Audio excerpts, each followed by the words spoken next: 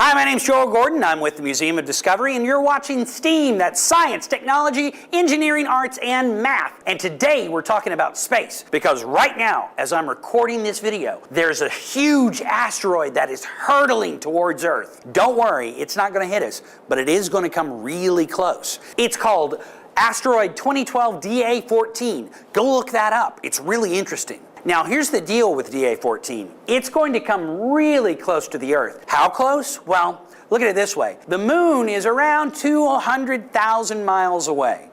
DA14 is going to come right into the area that our satellites are orbiting the Earth. That's low Earth orbit. It's about 17,000 miles away. 17,000 miles to 200,000 miles where the moon is. How big is DA14? Well, it's about the size of a football field, which seems pretty big. But imagine looking at a football field 17,000 miles away. That's not so big.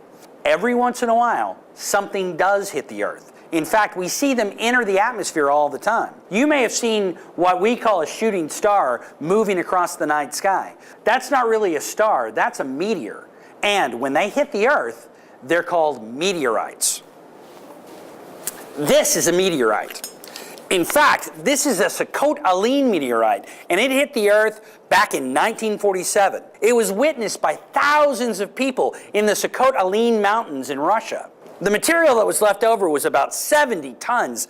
That's a lot of meteorites. Now, this meteorite is made of iron and weighs about 50 pounds. So if that's okay with you, I'm going to put it down.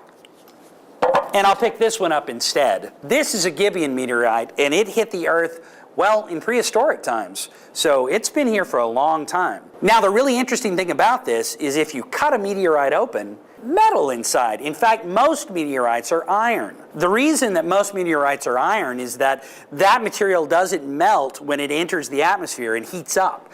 It makes it all the way to the Earth. Now, the Gibeon meteorites were found in Namibia, on the coast of Africa. And the really interesting thing about them, when you get up nice and close, you see a pattern. In fact, that pattern almost looks like, I don't know, a circuit board or a machine. Some people imagine that these were made somehow. But really what it is that all metals are crystalline based. Now on Earth, when metals heat up and then cool rapidly, you don't get a chance to see this sort of crystalline pattern form. But with the Gibeons, they traveled through space for thousands of years. They cooled at about 1 degree Celsius per 1,000 years in order to get this pattern. That's pretty rare and really interesting. Now, if you think you might like to be a meteor hunter, you don't need a lot of fancy equipment. All you need is one of these. Okay, it's not much. What it is a magnet, a really strong magnet on a string. So go out in your neighborhood and go test the rocks that you see laying around. If your rock does this, it's probably a meteorite because it's made of iron and it attracts the magnet.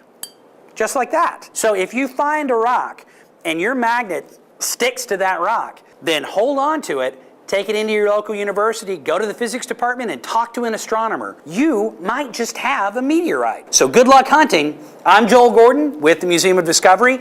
This has been STEAM, that's science, technology, engineering, arts, and math. Thanks for joining us. Be sure to subscribe, and if you have a comment, leave it. Then we know what we want to talk about, because we want to talk about what you want to talk about. I'll see you later.